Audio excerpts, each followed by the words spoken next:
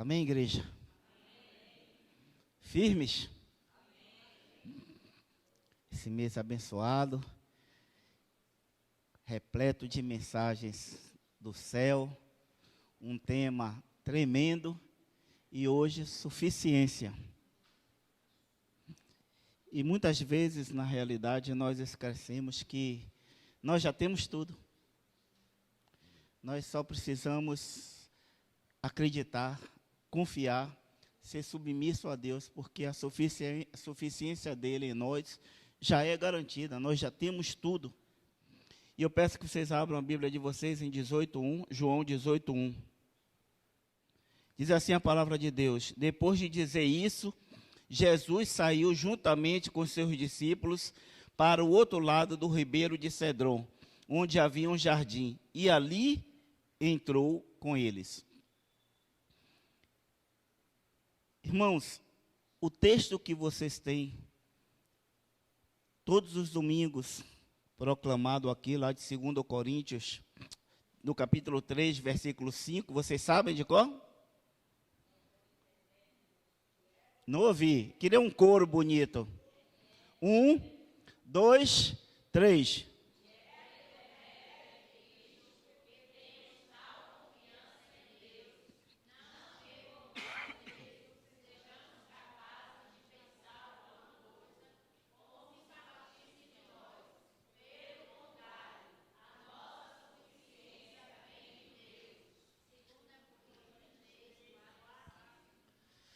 De onde vem a suficiência de Jesus?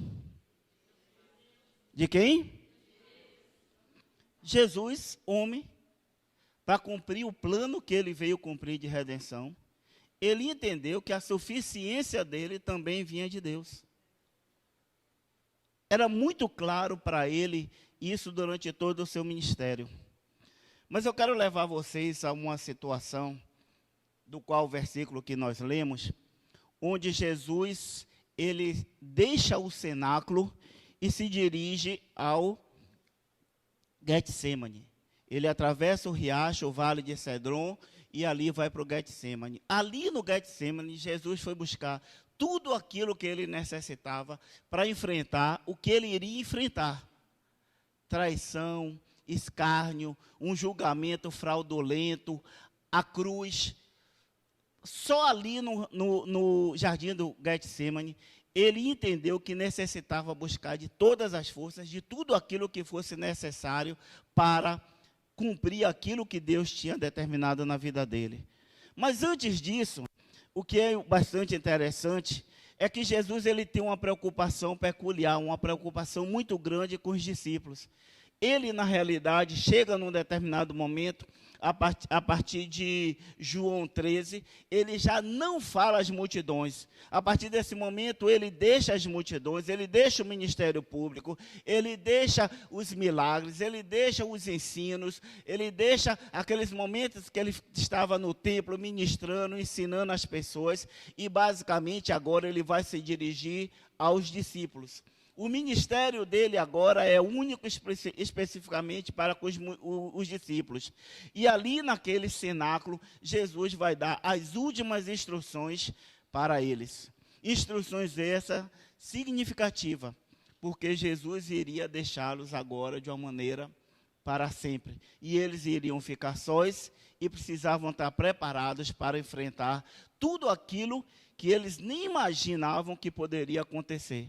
Então eu faço uma retrospectiva bem rápida para vocês, a partir de João 13. João 13, Jesus vai falar da humildade. Ele lava os pés dos discípulos, ele vai falar sobre a traição de Judas e vai fazer anúncios da sua partida. Não precisa olhar não, que eu vou passar bem rápido.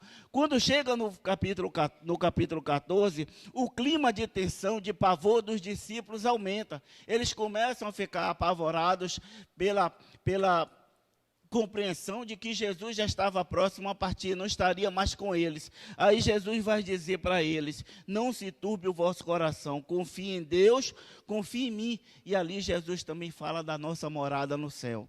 Quando chega no capítulo 15, Jesus fala de intimidade, ele vai falar de comunhão. Vocês se lembram, eu sou a videira. Se o mundo vos odeia, saiba que primeiro odiou a mim. Quando chega no capítulo 16, Jesus vai falar sobre o ministério do Espírito Santo. Quando chega no capítulo 17, Jesus vai falar da oração, a oração sacerdotal, a oração magnífica em que ele se consagra ao Pai e ele intercede também pelos discípulos. Tudo isso Jesus falou naquele encontro lá no cenáculo.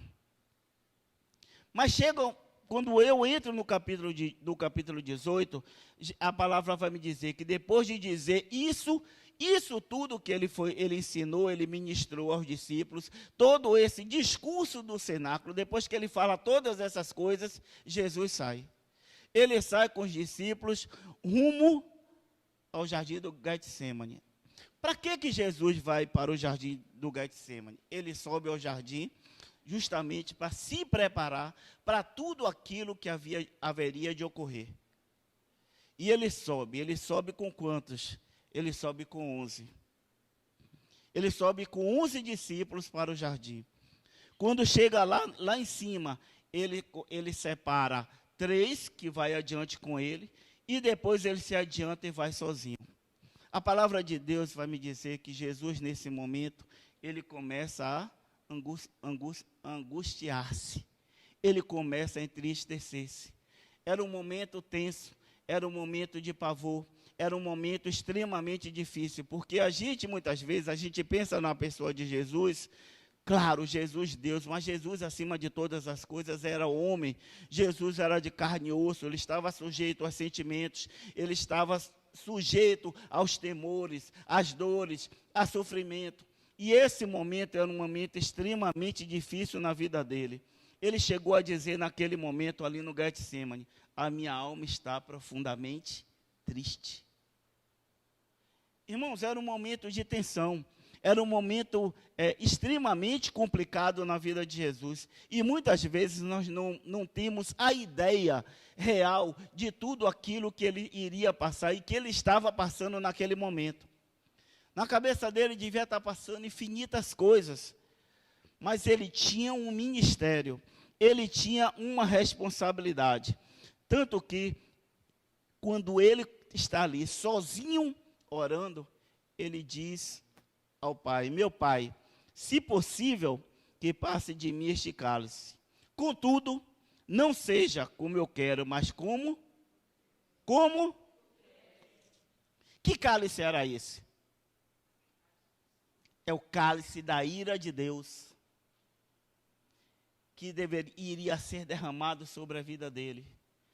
É o cálice de toda a injustiça da humanidade, de toda a impiedade, de todo o pecado. A Bíblia me diz que ele, Jesus, não conheceu o pecado, que Deus o fez pecado por nós, para que em Cristo nós fôssemos feitos justiça de Deus. Ele não tinha culpa nenhuma, ele era totalmente inocente, mas ele iria sim beber aquele cálice, o cálice da ira de Deus.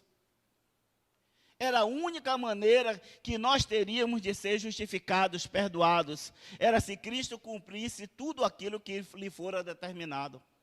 E o interessante de tudo isso é que a palavra de Deus me diz que ele chega a dizer: se possível, afaste de mim esse cálice. Mas na verdade ele sabia que não era para satisfazer a vontade dele, mas a vontade daquele que o enviou.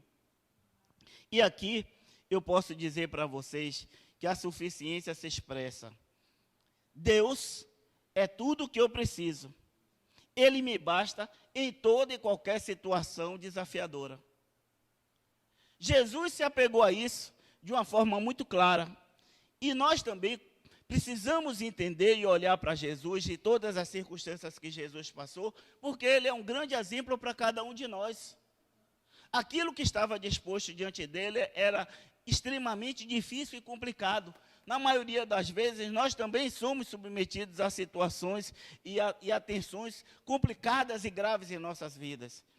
E eu entendo que a suficiência de Deus tem 3 pilares importantes, que é obediência, submissão e responsabilidade. Você pode dizer comigo? Obediência, submissão e responsabilidade. são 3 pilares importantes na questão da suficiência de Deus. Isso prova, Jesus ele foi extremamente obediente. Ele foi extremamente submisso. E ele foi, acima de tudo, responsável. Ele não podia fugir da obrigação daquilo que ele era incumbido pelo seu Pai. E nós temos que entender que, em relação à suficiência de Deus, nós temos que ser submissos, nós temos que ser obedientes e temos que ser responsáveis.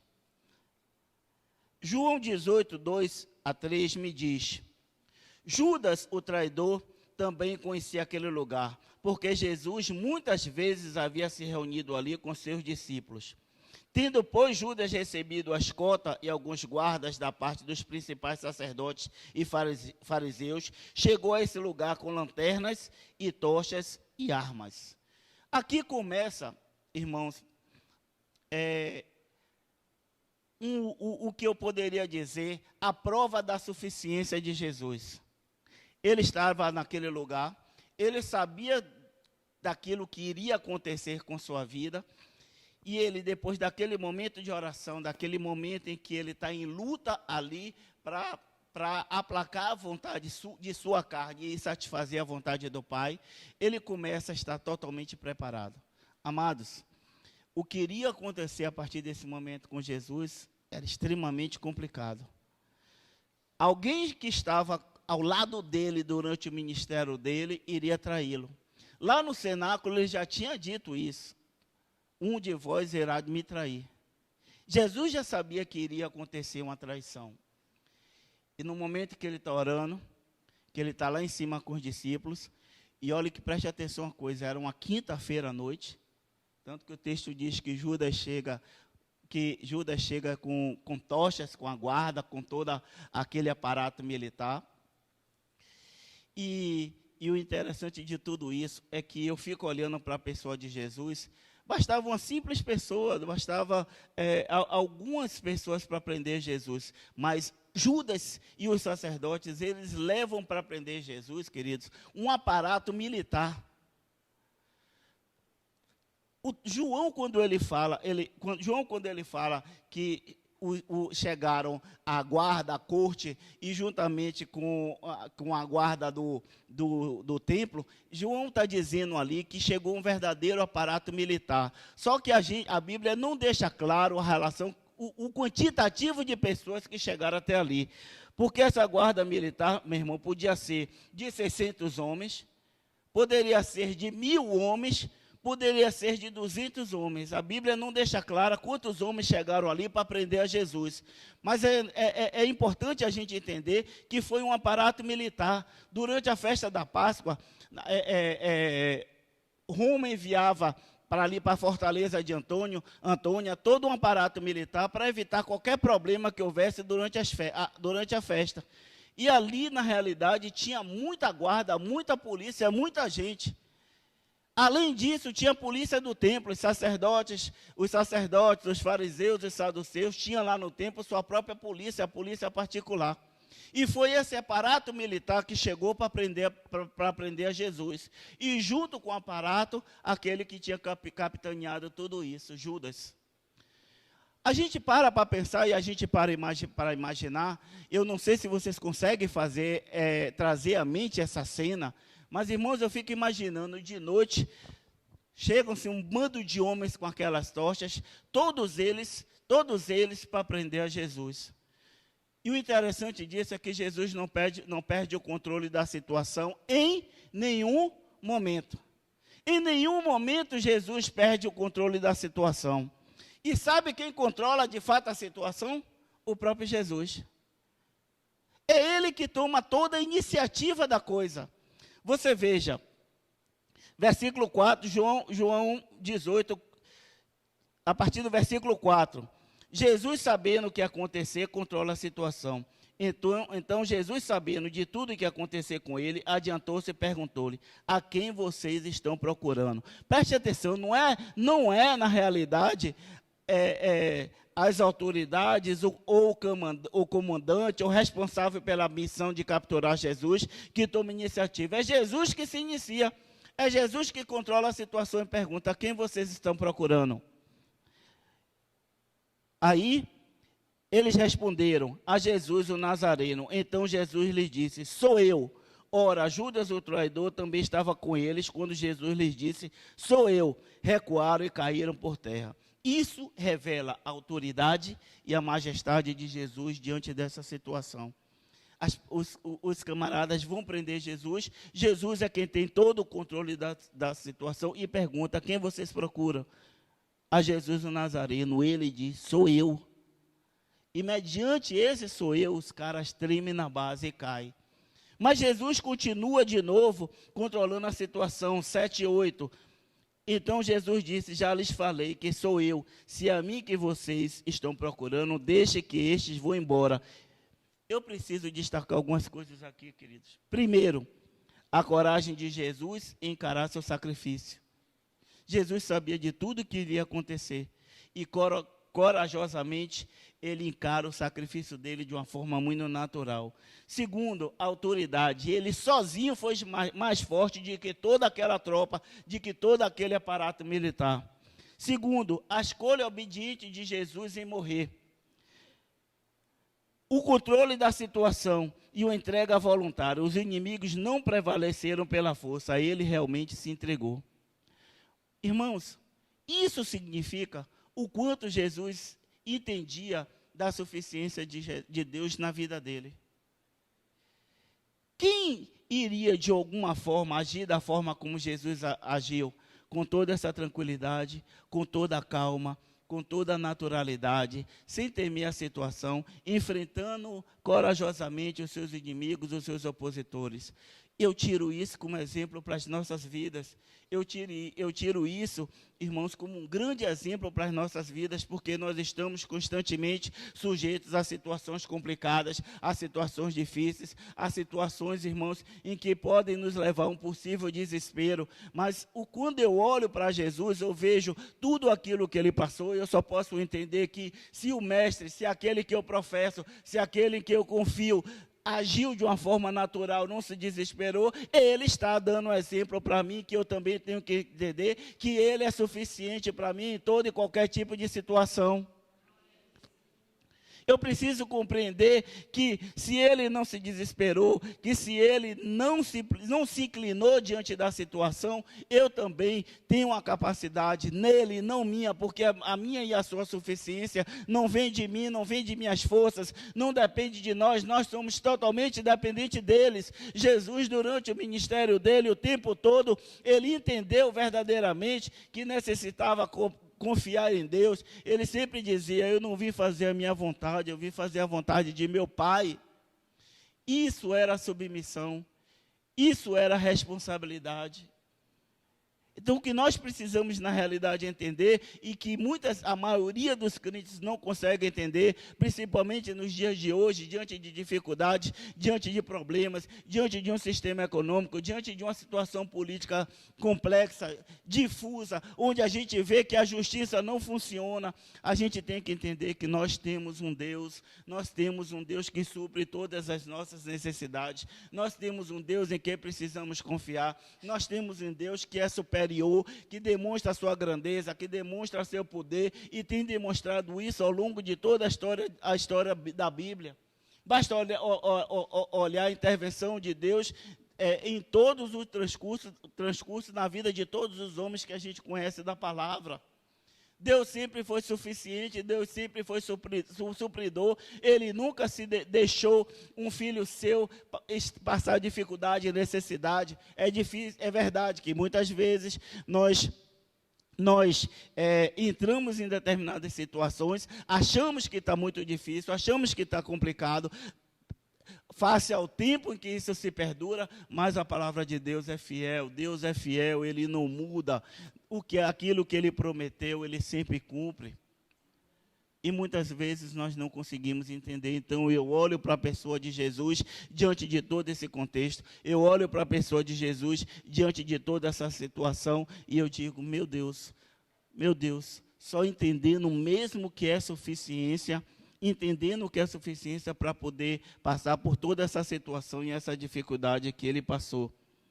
Outra coisa, Jesus foi traído por uma pessoa que estava junto dele, que conhecia ele, que viu ele operar todos os milagres, que recebeu a palavra, e, no entanto, Judas foi traidor, foi desonesto, foi infiel. Deixa eu te fazer uma pergunta. Você já passou por uma situação de traição?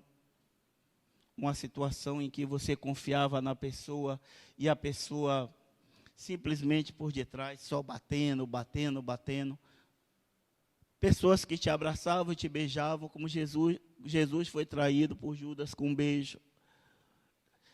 E o interessante é que até o beijo que Judas deu em Jesus não foi simplesmente um beijo.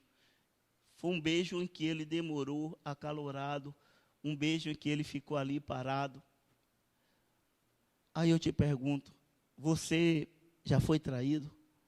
Você já passou por uma situação em que você estava o tempo todo confiando numa pessoa e essa pessoa por detrás te traía? Já foi? Sim? Qual foi sua atitude? Qual foi sua atitude? Olha como Jesus agiu. Jesus não diz nada.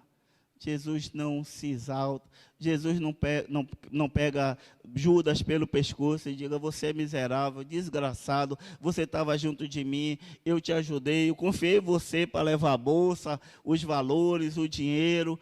Jesus não fez nada disso. Jesus teve uma atitude totalmente diferente, porque ele entendia que Deus era suficiente na vida dele. E muitas vezes nós queremos assumir uma posição de revanche, de aforra, de pegar a pessoa, de se defender. Não se defenda não, quem te defende é Deus. É Deus que vai te defender, é Deus que vai fazer justiça na tua vida. Você não precisa abrir a boca, você não precisa dizer nada, irmão, porque muitas vezes quando a gente abre a boca, a gente vai querer dizer alguma coisa, a gente extrapola, passa daquilo que é necessário dizer. Deixe Deus. Quem vai julgar a situação é Deus. Quem é que vai nos acusar diante dos homens? Quem? Ninguém. Deus é a nossa justiça. Irmãos, às vezes que isso aconteceu em minha vida, sinceramente, pelo conhecimento da palavra, eu não disse nada. E ao longo do tempo eu vi Deus afastar todas as pessoas, sem eu dizer uma palavra a ninguém. Eu vi Deus agindo, eu vi Deus trabalhando. Eu disse: lá foi um, lá foi dois, e já foi três, e todos foram afastados. Porque a minha confiança é de Deus, eu não posso confiar em mim mesmo, eu não posso ter nenhuma atitude pessoal, a minha confiança é em Deus. Tudo que eu necessito, e pode ter certeza que isso ocorre quase que o tempo todo em nossas vidas. No ambiente de trabalho, oh meu Deus, serviço público, isso chega a ser nojento. Tem pessoas que metem a mão no prato com você e estão te traindo. Tem pessoas que te abraçam e estão te traindo. Mas o que é que nós precisamos? Confiar em Deus. Jesus não disse nada. Traído com um beijo, e não disse nada. Isso nos mostra claramente que nós devemos o tempo todo ser dependentes de Deus. Pois bem, confiar na suficiência de Deus também significa aceitar os seus planos para nós. Jesus aceitou claramente o plano de Deus para a vida dele. Deixa eu te perguntar, você aceita, você confia no plano que Deus tem para a sua vida? Os planos de Deus são diferentes dos meus, totalmente diferentes, porque Ele sabe aquilo que Ele tem, qual é o projeto que Ele tem para mim e para você. Às vezes eu projeto e planejo alguma coisa, e eu não tenho a noção que lá na frente vai dar errado. Mas Deus sabe. Mas Deus sabe de todas essas coisas. E muitas vezes a gente começa a lutar com Deus querendo que prevaleça o que eu desejo e não o que Ele deseja. Olha Jesus. Desde o início, que Ele inicia o ministério dele, Ele entendia que ia acontecer em uma determinada hora, o sacrifício dele. Mas ele sempre dizia, para isso eu vim, para morrer, pelo pecado da humanidade. Para isso ele veio.